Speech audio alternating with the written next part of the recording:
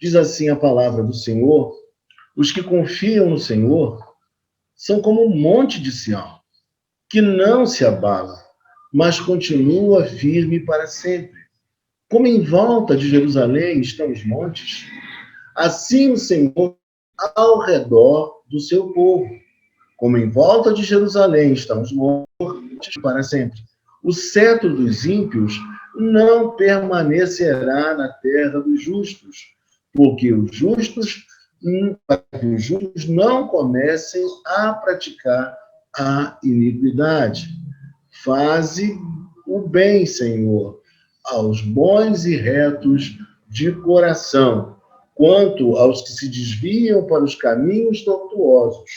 O Senhor os levará juntamente com os malfeitores. Paz sobre Israel. Vamos orar mais uma vez. Senhor Deus e Pai celestial, queremos te agradecer pela tua palavra, pela oportunidade, Senhor Deus, de ouvir a tua voz através do Salmo 125. Que o Senhor venha falar conosco, porque queremos aprender um pouco mais da tua palavra. Precisamos muito da tua direção, da tua proteção, Pai.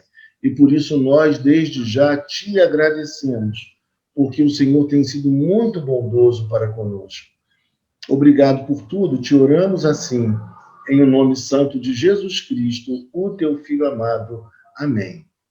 Meus irmãos, os peregrinos, aqueles que viajavam em direção ao templo em Jerusalém, eles iam cantando suas alegrias e também suas desventuras e observando a geografia do lugar. E ao observar a geografia do lugar, eles viam um contraste muito claro entre o caminho do ímpio e o caminho do justo. Eles iam observando e fazendo suas metáforas, construindo os seus pensamentos a respeito da relação com Deus. E no Salmo de número 125, nós vemos algumas palavras-chave que eu gostaria de expressar aos irmãos, para que os irmãos pudessem já ir construindo uma imagem, um cenário do que estava se passando, de como era essa peregrinação, que você possa se situar naquelas estradas, naqueles caminhos não muito fáceis, mas que conduziam ao templo do Senhor, à adoração. E palavras-chave nós poderíamos citar, por exemplo, a estabilidade. Porque a estabilidade é a estabilidade do homem que confia no Senhor, que não cai quando as intempéries da vida vêm sobre ele, quando o vento os fustiga, quando a chuva também vem sobre eles. Não, de forma alguma, pois, na verdade, aquele que é cristão, ele está alicerçado sobre um alicerce inabalável. Então, ele conta com a proteção de Deus. Proteção é uma outra palavra importante quando olhamos para esse texto. E a proteção fala de segurança.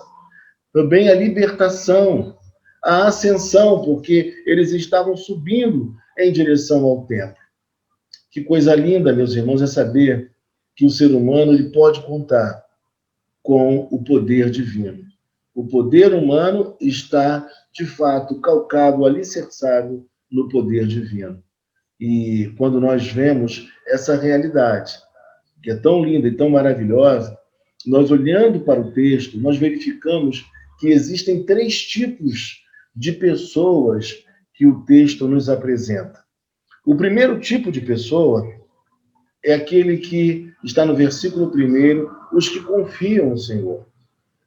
O primeiro grupo é aquele que mantém uma confiança irrestrita em Deus. E o texto, ele vai nos falar de uma maneira muito clara que existem pessoas que são tocadas por Deus, chamadas por Deus, e elas conseguem nutrir no coração essa confiança.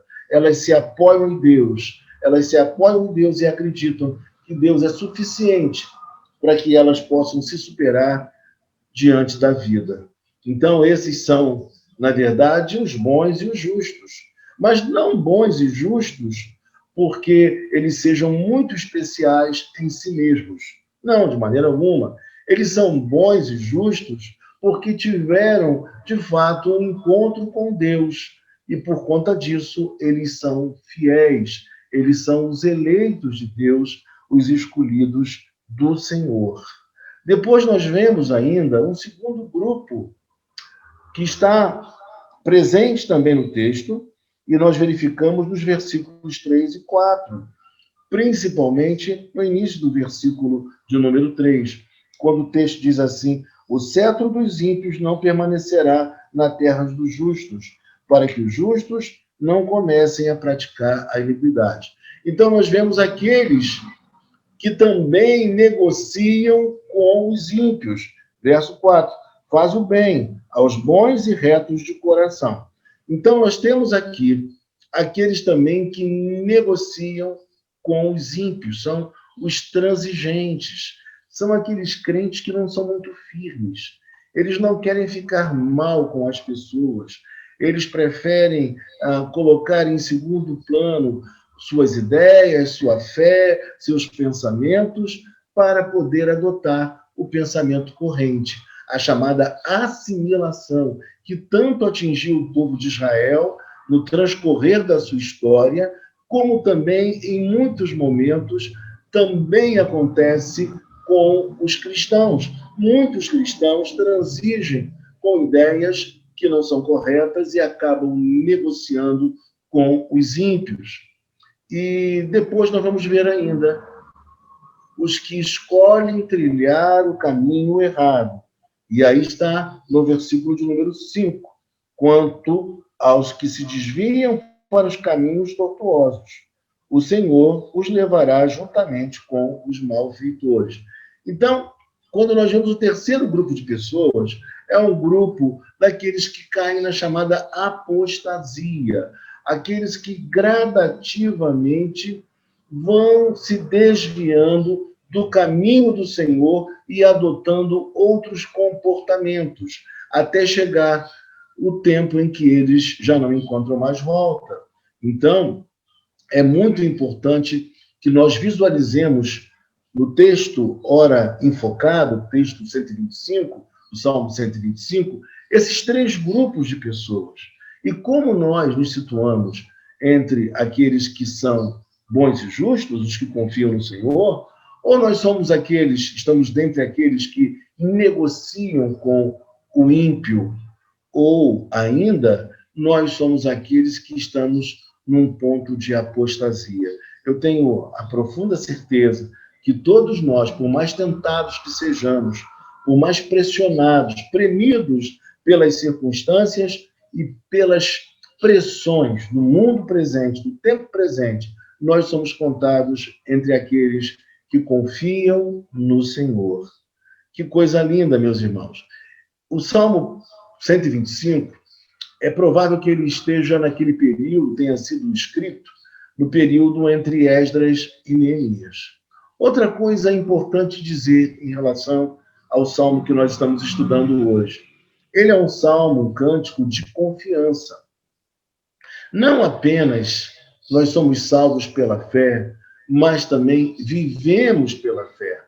Os crentes são como um monte de Sião em sua estabilidade.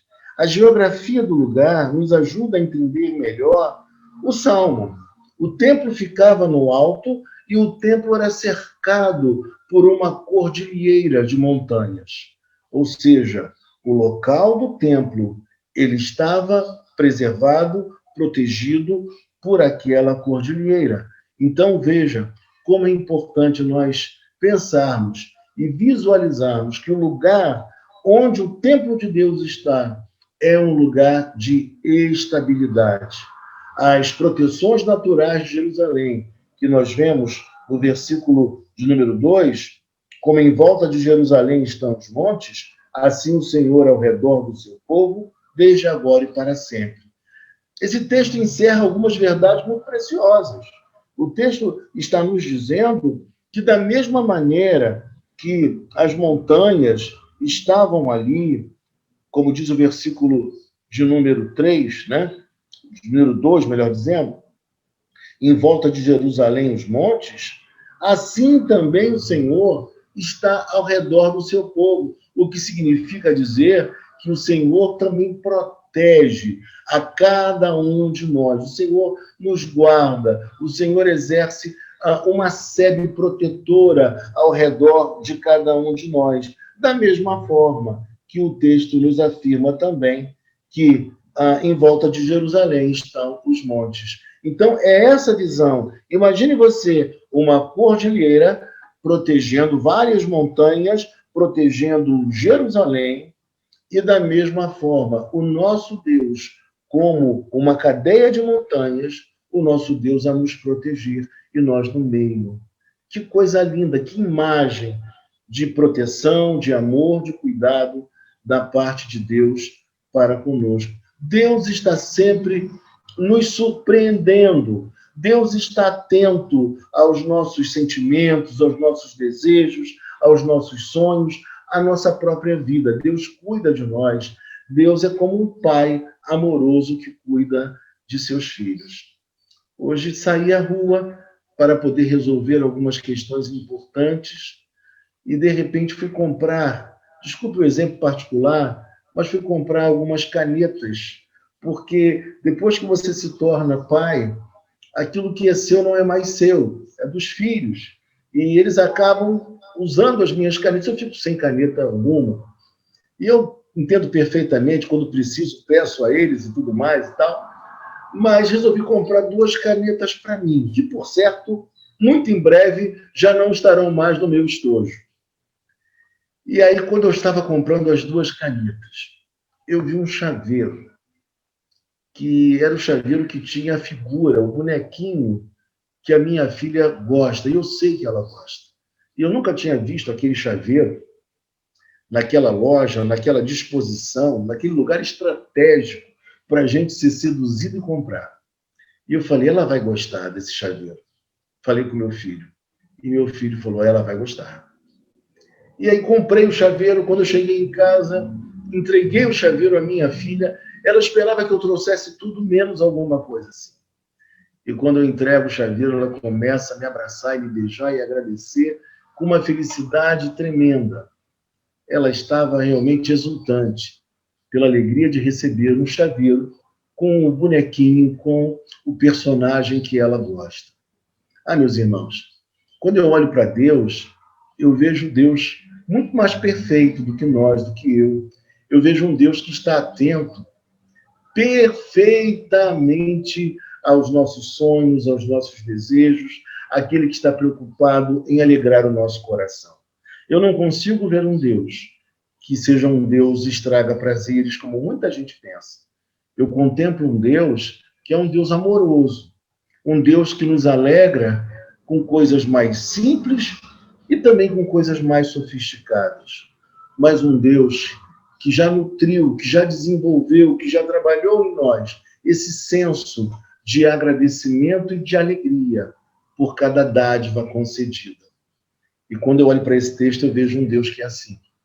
Um Deus que protege, um Deus que guarda, um Deus que cuida de cada filho. Como os montes cercam Jerusalém, assim o Senhor cerca e protege seu povo em todo o tempo. Esse texto mostra para nós, em terceiro lugar, ele mostra para nós uma promessa. Tem promessa nesse texto. Primeiramente, eu diria a você que o texto mostra uma referência ao exílio babilônico, quando os estrangeiros se apossaram temporariamente das terras de Jerusalém. Deus mesmo colocou um limite e não permitiria que o domínio estrangeiro permanecesse para sempre. Deus não permite que o nosso sofrimento perdure por tempo demasiado. Isso é importante que nós falemos. Na vida não há como negar, como nos diz João, capítulo 16, versículo 33. No mundo passais por aflições, mas tende bom ânimo. Eu venci o mundo. Passamos sim por aflições. Isso é inegável. Mas Deus coloca um limite, impõe um limite sobre o nosso sofrimento. Ele controla todas as coisas. E por conta disso, o texto nos diz no verso de número 3, o cetro dos ímpios não permanecerá na terra dos justos. O mal, o sofrimento, a luta, a adversidade, o domínio de um povo estrangeiro se dá, mas se dá por tempo limitado e dentro do controle do nosso próprio Deus.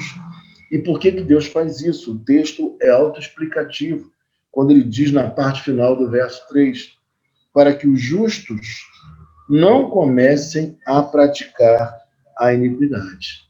Então, um sofrimento demasiado, por um tempo excessivo, poderia ser um instrumento a levar o cristão a adotar um comportamento não correto, um comportamento que seja desagradável e incompatível para com o servo do Senhor. A segunda parte do versículo nos mostra isso. Que perigo é quando a dominação ela é grande e os justos podem se voltar para a maldade e até mesmo invejar os maus. E graças a Deus, Deus tem guardado o nosso coração para que nós não nos enfraqueçamos na fé, para que a gente mantenha a nossa fé, para que a gente persevere em nosso caminhar e de maneira nenhuma sejamos seduzidos por essas ideias de invejar os ímpios, de desejar o que eles possuem e até mesmo de pensar que Deus se esqueceu de nós. Geralmente, meus irmãos, não é Deus quem se esquece de nós. Somos nós que tomamos decisões bem equivocadas quando não perguntamos a Ele o que Ele quer, o que Ele deseja, qual é a melhor direção. E depois nós sofremos com as consequências das escolhas erradas. Mas o que ainda é salutar de saber é que, apesar das nossas escolhas equivocadas, Deus é tão grandioso que até o próprio desejo do nosso coração, a própria escolha nossa equivocada, embora errada, ela também é utilizada e converge para um fim proveitoso, segundo aquilo que Deus quer realizar na minha vida e também na sua. E quando nós chegamos ao verso número 4, nós vemos assim: faz o bem, Senhor, aos bons e retos de coração. Esta expressão bem relembra as promessas pactuais do Senhor, que o Senhor tem um compromisso com o seu povo, abençoa o seu povo, o Senhor não se esquece de nós de maneira alguma. Eu, quando encontro pessoas que estão desejosas, por exemplo, de se unir matrimonialmente, mas estão preocupadas e temerosas por conta das dificuldades financeiras para se ter uma família, eu digo a elas: não temam, porque Deus tem um compromisso com a família, porque Ele próprio estabeleceu a família. Então, Deus há de prover recursos e abençoar a sua casa. Deus há de cuidar de vocês, porque Ele próprio desejou a família. A família é uma ideia maravilhosa de Deus, é uma ideia especial que o Senhor teve, para que nós sejamos aprimorados, fortalecidos, também protegidos e também protejamos uns aos outros. Meu irmão, minha irmã, é por isso que o texto é como uma oração no verso 4. Faze o bem, Senhor. Há um pedido aqui, mas há um pedido que se coaduna com o próprio desejo do Senhor, porque o Senhor, Ele sempre faz o bem. O Senhor se preocupa com aqueles que são bons e retos de coração. Como eu disse no início, é o primeiro grupo de pessoas. É aquele grupo que confia no Senhor, que é fiel ao Senhor.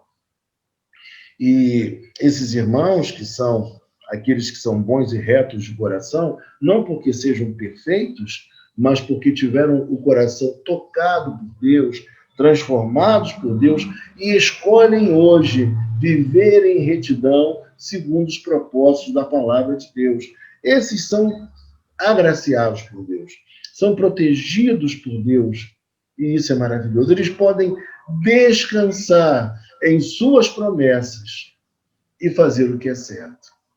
Não se preocupar com o que os outros possam pensar ou dizer, mas focar na vontade do Senhor, ter um coração afinado com os desejos de Deus, ter uma alma pura, ter um desejo para o bem, um desejo do fundo do coração que se inclina, que se queda para as coisas de Deus, as coisas espirituais, para o bem do outro, para o bem do próximo. Então, o Salmo é extremamente pedagógico e ele mostra que assim agem aqueles que têm um coração dedicado a Deus, uma fé inabalável. Por mais que as pressões venham, o coração está inabalável. E aí nós veremos no verso de número 5 uma advertência. Veja comigo. Quanto aos que se desviam para os caminhos tortuosos, o Senhor os levará juntamente com os malfeitores.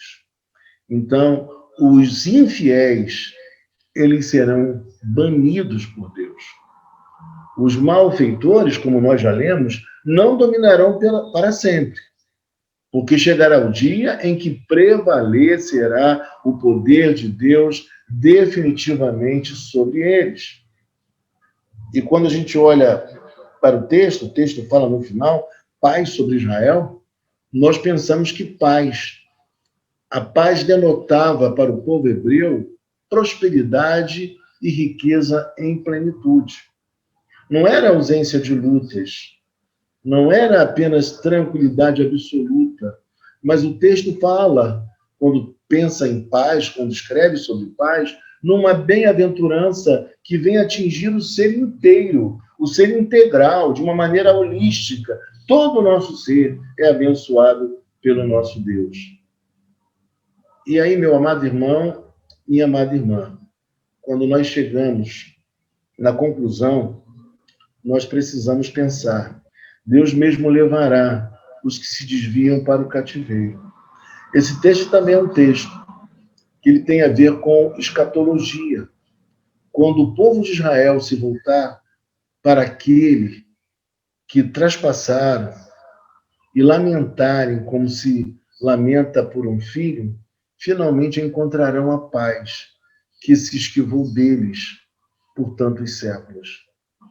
Nós temos uma promessa bíblica, e eu creio assim, de que no final dos tempos, o povo de Israel, ele vai se converter em grande parte.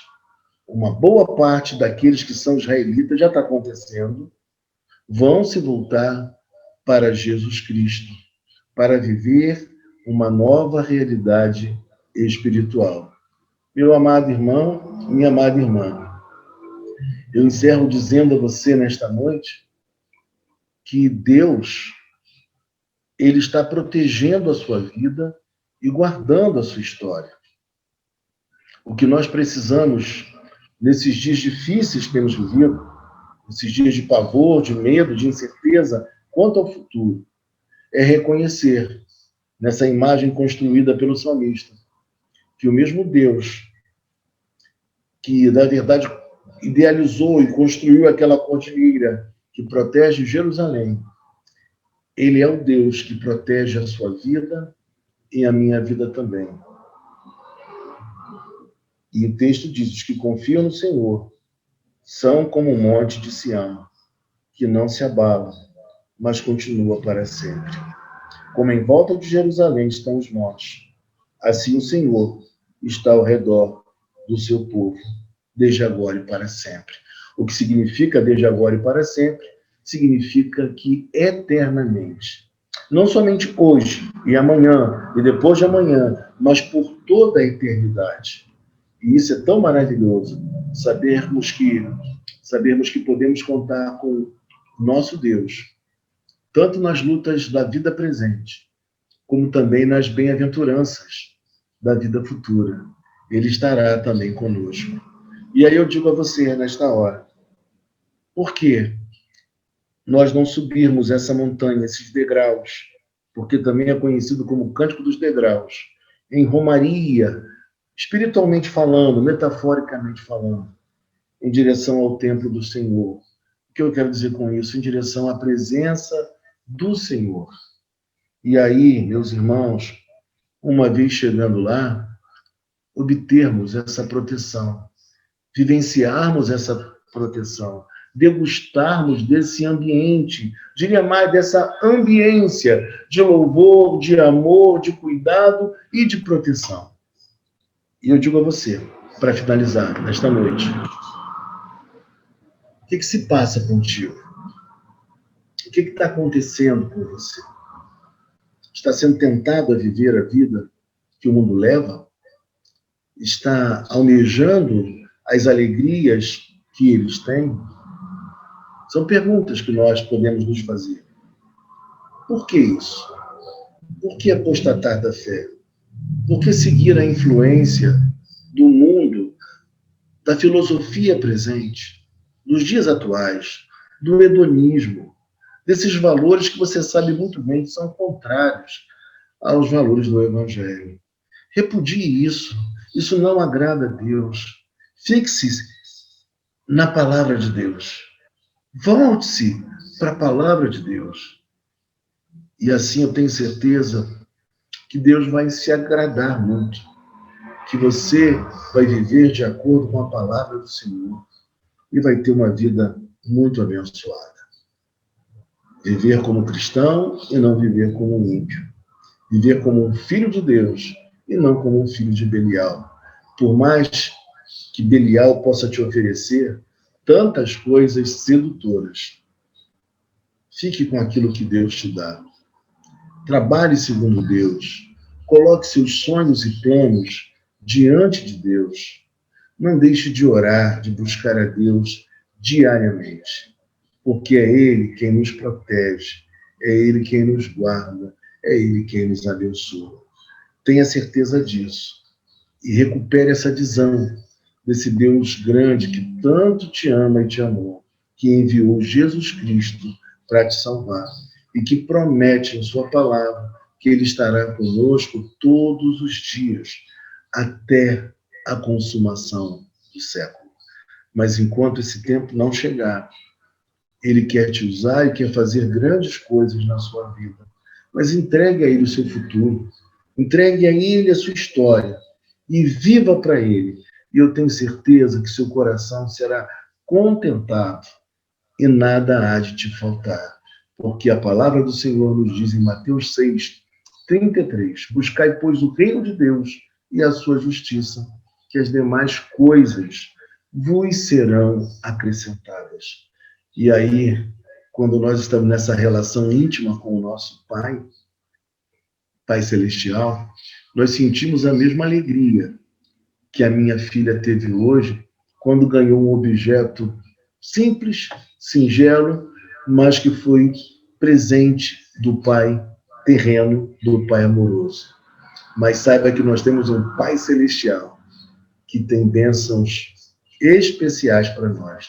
Não somente a primordial, que é a salvação, o perdão dos pecados, mas Ele tem outras graças, outras bênçãos para você e para mim. Vamos orar neste momento, em nome de Jesus? Onde está você nesta hora? Qual é o seu sonho? Qual é o seu desejo que se passa contigo? Que você está sonhando neste momento? Vamos orar ao nosso Deus, vamos falar com Ele, em nome de Jesus Cristo. Feche os seus olhos, curve a sua fronte. Senhor Deus e Pai, queremos te agradecer pela palavra, Pai, que é lâmpada para os nossos pés e luz para os nossos caminhos. Obrigado porque tua palavra, a tua presença, nos trazem tranquilidade. Oh, meu Deus, que vontade de glorificar o teu nome. Que vontade de te exaltar, de te bendizer, de expressar que tu és o nosso Deus. Tu és o único Deus.